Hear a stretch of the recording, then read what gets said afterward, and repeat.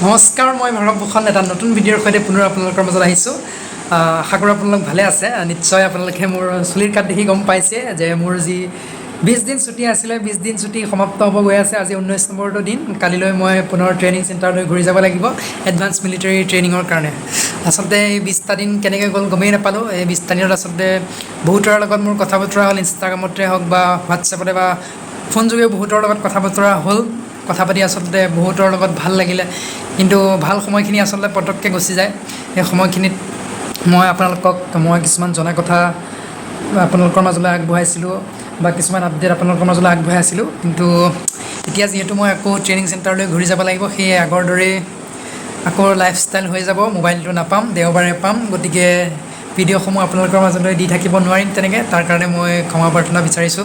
যিহেতু আপোনালোকে জানিবলৈ ইচ্ছুক কাৰণে মোক সোধে, ময়ো যিমানখিনি জানো আপোনালোকক মই জনোৱাবলৈ চেষ্টা কৰোঁ। কিন্তু এতিয়া যিহেতু মই মোবাইলটো নাপাম, গতিকে তাৰ বাবে মই ক্ষমা বিচাৰিছোঁ। আপোনালোকক ভিডিঅ'সমূহ ৰেগুলাৰ দিব নোৱাৰিম।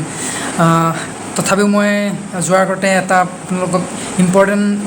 আপোনালোকক কৈ যাওঁ যে আপোনালোকে ফিজিকেল বা মেডিকেললৈ যোৱাৰ আগতে কি কি ডকুমেণ্টছ আপোনালোকক লাগিব সেই বিষয়ে মই আপোনালোকক তথ্য আগবঢ়াম। তেনেহ'লে আহক দেৰি নকৰি ভিডিঅ'টো আৰম্ভ কৰোঁ। আচলতে ফিজিকেলৰ কাৰণে বিশেষ কোনো ডকুমেণ্ট নালাগে। তথাপিও আপোনালোকে যিখিনি ডকুমেণ্ট আপোনালোকৰ যাৱতীয় সেই ডকুমেণ্টখিনি এতিয়াই উলিয়াই থৈ দিব, কাৰণ ফিজিকেলৰ পৰা মেডিকেলৰ যিখিনি টাইম, মাজৰ যিখিনি টাইম, সেই টাইমখিনি বেছি নাথাকে। আৰু সেই সময়খিনিত আপোনালোকে ডকুমেণ্ট উলিয়াবলৈ থাকিলে মূৰামূৰি টাইমত দৌৰা দৌৰি হ'ব লাগে। যোৱাবাৰ মোৰ ক্ষেত্ৰতো হৈছে তেনেকৈ। EWS উলিওৱাৰ টাইমত অকণমান দৌৰা দৌৰি হৈছিলে। গতিকে আপোনালোকে যিখিনি ডকুমেণ্ট লাগিব মই কৈ দিম, সেইখিনি আপোনালোকে পাৰিলে এতিয়া উলিয়াই থ'ব। আচলতে ফিজিকেলৰ ক্ষেত্ৰত মই কৈছোঁ বিশেষ একো ডকুমেণ্ট নালাগে।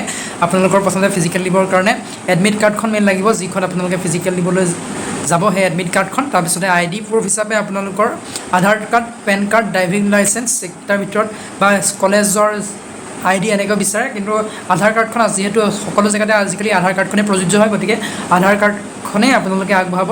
তথাপিও লগত আপোনালোকে পেন কাৰ্ড আৰু ভোটাৰ ID এইকেইখন ৰাখিব।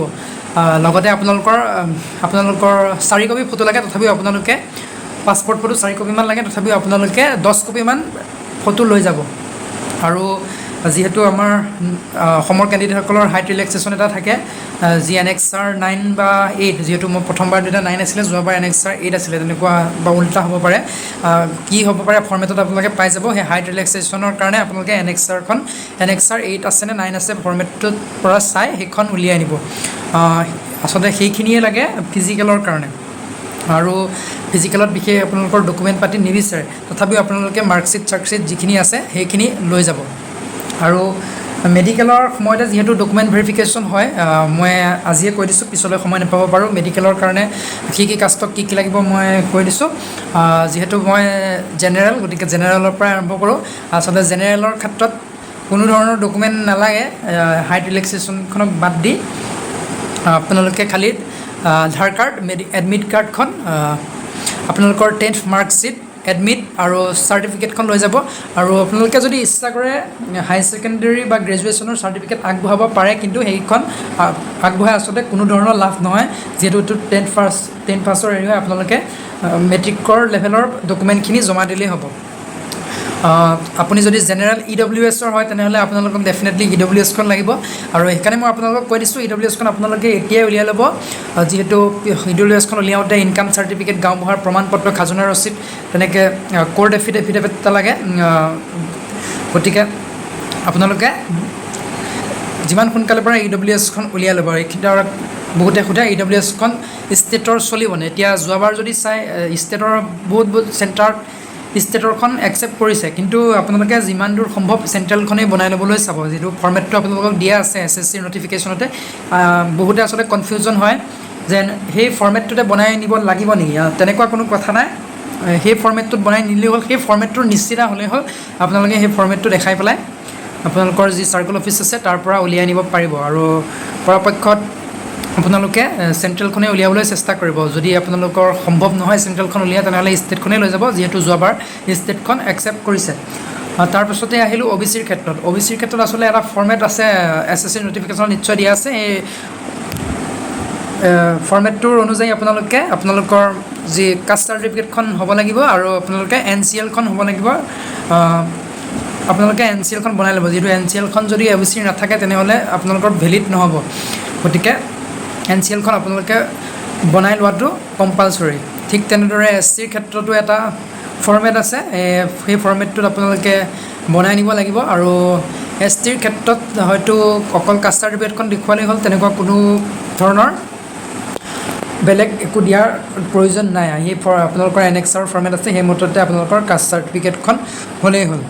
তাৰপিছতে আহিলোঁ আপোনালোকৰ যি আপোনাৰ স্থায়ী বাসিন্দাৰ প্ৰমাণ হিচাপে আপোনালোকে PRC ডমিচাইল, যিহেতু জানে আমাৰ অসমত PRC এডুকেশ্যনেল PRCখনে প্ৰভাইড কৰে, আৰু ডমিচাইল যিহেতু আমাৰ অসমত প্ৰভাইড নকৰে, গতিকে আপোনালোকে কি বনাই নিব, কোৰ্ট এফিডেভিট এটা বনাই নিব। কোৰ্ট এফিডেভিটটো পাৰিলে ৰিচেণ্ট বনাই নিব। আগৰ বছৰ যদিও চলি যায়, 6 মাহৰ ভেলিড থাকে বুলি কয় আচলতে, কিন্তু 6 মাহৰ তেনেকুৱা কোনো কথা নাই, কিন্তু আপোনালোকে পাৰিলে ৰিচেণ্টখন বনাই নিব। আৰু কোৰ্ট এফিডেভিটৰ লগতে আপোনালোকে এডুকেশ্যনেল PRCখন বনাই নিব।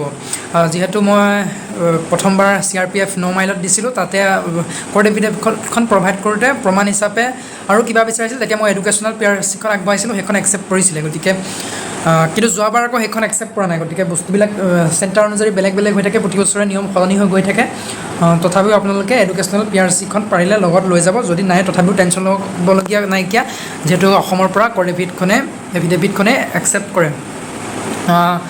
থুলমূলকৈ মই এইখিনিয়ে জনালোঁ, যিখিনি আপোনালোকৰ প্ৰয়োজনীয়। বাকী যিখিনি থাকে সেইখিনি নটিফিকেশ্যনত লিখা থাকিবই বা এডমিটখনত লিখা থাকিবই, সেইমতে আপোনালোকে এবাৰ ভালদৰে চাই বস্তুখিনি উলিয়াই নিব। বিশেষ কনফিউজন হোৱাৰ দৰকাৰ নাই, এবাৰ চাই চিতি ল'লে আপোনালোকে বুজি পাব।